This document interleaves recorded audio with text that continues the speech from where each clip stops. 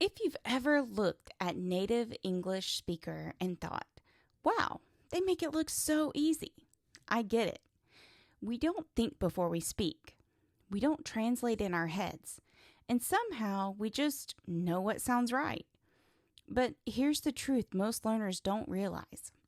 It's not magic. It's habits. Every fluent English speaker, including me, including anyone you admire, built habits from childhood that shaped how we speak today. And the good news, you can build the same ones consciously.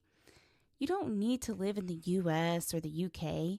You just need to live with English. So today, I want to share with you 7 powerful habits that I've seen fluent learners use. The same ones that native speakers grow up doing automatically. So let's go through them one by one. Habit 1. Stop translating and start associating. One thing native speakers never do is translate. We don't think dog means perro or kalb. We just see a dog in our mind. That's how we learn naturally from childhood, through association, not translation.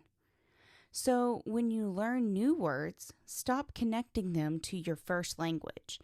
Connect them to images or feelings. And if you learn the word sunrise, don't think about your language's word for sunrise. Picture that golden light in the morning sky and feel it.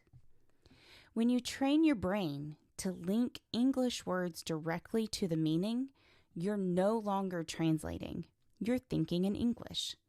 And that's the first real step to fluency. Habit 2. Talk out loud, even when nobody's listening. Here's something funny. Most of you read, write, and listen a lot, but you rarely speak. Meanwhile, every native speaker talks out loud thousands of times a day. Even when we're alone, we mutter, we comment, we complain, we talk to ourselves. That's how we get natural rhythm and pronunciation, not from textbooks, but from daily repetition. So copy that. Describe what you're doing as you go about your day. Like, I'm making coffee, or I'm opening the door. Or how about I'm checking my phone again? It sounds silly, but it's exactly what native speakers do without thinking. And it trains your mouth and your mind at the same time. If you can look in the mirror, make eye contact with yourself. It feels weird at first, but that mirror is your best practice partner. Habit number 3. Read like a native, not like a student.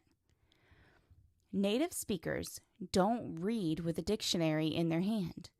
We don't stop for every unknown word. We read for meaning. So when you read in English, do the same. Choose something you actually enjoy. A short story, a blog post, or even social media captions. And just focus on understanding the message, not every detail. If you don't know a word, skip it. Your brain is smarter than you think. It will guess just from the context. That's how we learn naturally. Like, take a break or make a decision or catch a cold. We never memorize those. We just see them again and again until they feel right. And here's a trick. When you find a sentence that sounds nice, read it out loud 3 times. Let your tongue memorize the pattern. That's how natural rhythm becomes part of your speaking. Habit number 4. Fill your life with English sounds. Now here's a fact. Most native speakers don't study English, but we hear it everywhere, every day. That's why we developed an instinct for tone, flow, and emotion. You can create the same experience. Turn your free time into listening time. Listen to English while cooking, driving, cleaning, or walking. It doesn't always have to be a grammar lesson. It could be a podcast, a YouTube video, or even a movie that you love. Don't worry if you understand only, let's say, 50% of it. Your brain will slowly absorb rhythm, pronunciation, and structure, exactly like a baby learning their first words. Remember this rule. If your ears are free, let them hear English. That's how you build a natural accent without even trying. Habit number 5. Record yourself, because native speakers hear themselves too.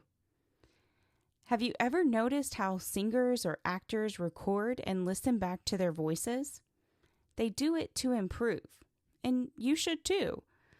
When you record yourself speaking, you'll notice things you'd never hear in real time. Maybe your th sounds like t, or your sentences sound too fast. Or maybe you pause in strange places. Don't get discouraged. That's awareness, and awareness is growth. Pick a simple topic each day. Your weekend, your goals, your opinion about a movie, and talk for 2 minutes.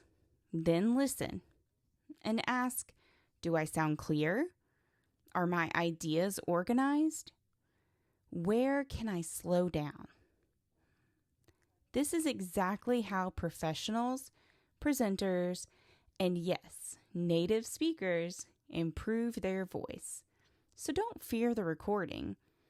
It's your mirror in sound form. Habit number 6. Surround yourself with English in real life. Let me tell you a secret.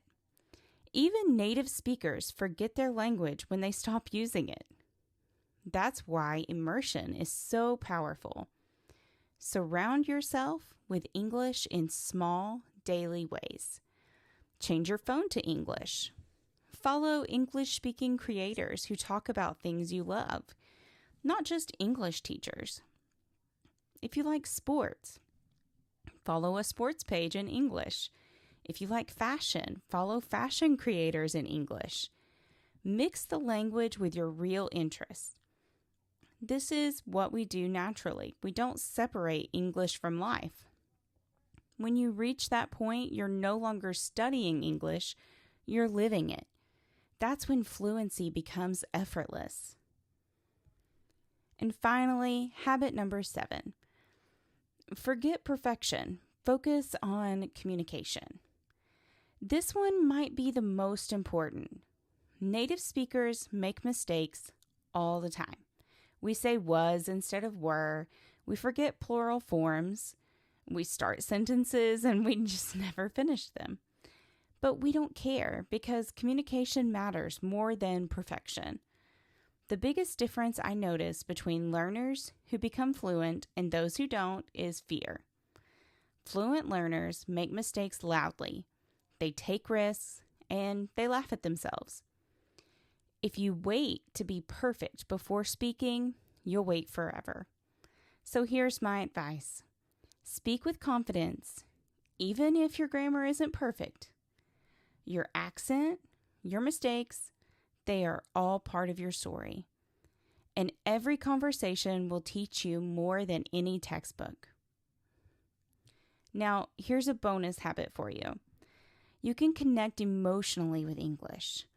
Every native speaker has emotional relationship with their language. Songs we love, movies that shaped us, and memories tied to words. Find that emotional connection for yourself. Don't learn English just for exams or jobs. Learn it to feel something. Listen to music that moves you. Watch movies that inspire you.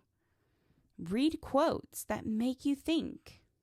When English touches your heart and not just your brain, you'll never lose motivation. You'll start to enjoy the language the same way we do, as a part of life. So let's review. 1. Stop translating and start associating. 2. Speak out loud every day. 3. Read for meaning, not for words. 4. Turn your free time into listening time. 5. Record yourself and reflect. 6. Surround yourself with English.